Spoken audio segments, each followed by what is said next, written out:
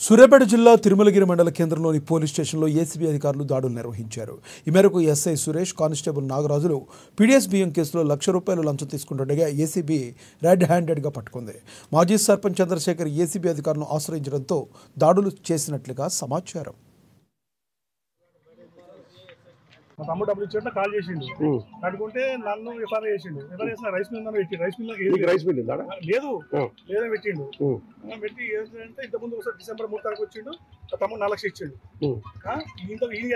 ESI ముందు ఇంకో SI ఉండి 5 లక్షలు తీసుకుపోయాడు. ఒక్క పోలీస్ స్టేషన్ 9 లక్షలు ఇచ్చాక ఏ ముందు పడతాడు, నిల్వ ముందు పడతాడు, బేరం చేసి ఏ ముందు పడతాడు. 3 లక్షలు తీసుకున్నా 5 లక్షలు ఏం పేరు ఆయన పేరు పేరు కూడా మాకే 150 కిలోమీటర్లు మాది. మా దగ్గర పోలీసులు లేరా? మా దగ్గర కమిషనర్ సిద్దిపేట జిల్లా మరి ఇంటికే మాకు వస్తాడు ఆటో తీసుకొని. కొట్టపల్లి అంటే అక్కడ కూడా వద్దా?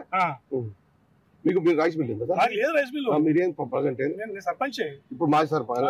మా తమ్మునికి ఉంది. తమ్ముడు అప్స్టాండింగ్ ఉండు కేసు అయింది. తమ్ముని పేరు ఎంత? అప్స్టాండింగ్ ఉండి కేసు అయింది. మీ పేరు? చంద్రశేఖర్. సిద్దిపేట జిల్లా. అయితే ఏదో పీడీఎస్ బియ్యంలో మీ తమ్ముని పట్టుకొచ్చారు. నేను ఏమన్నా దండం పెట్టుతా, నా కార్డు చూడండి, నా ఆధార్ కార్డు చూడండి, నాకు సంబంధం లేదు, నా అకౌంట్ ఇస్తా, అది ఇస్తా, ఎఫ్ఐఆర్ నా పేరు ఎట్లా రాస్తావు, కాళ్ళు మొక్కిన మీ ఇద్దరు పేరు రాశారు. నా పేరు కూడా రాసి. తమ్ముడు అప్స్టాండింగ్ ఉండు.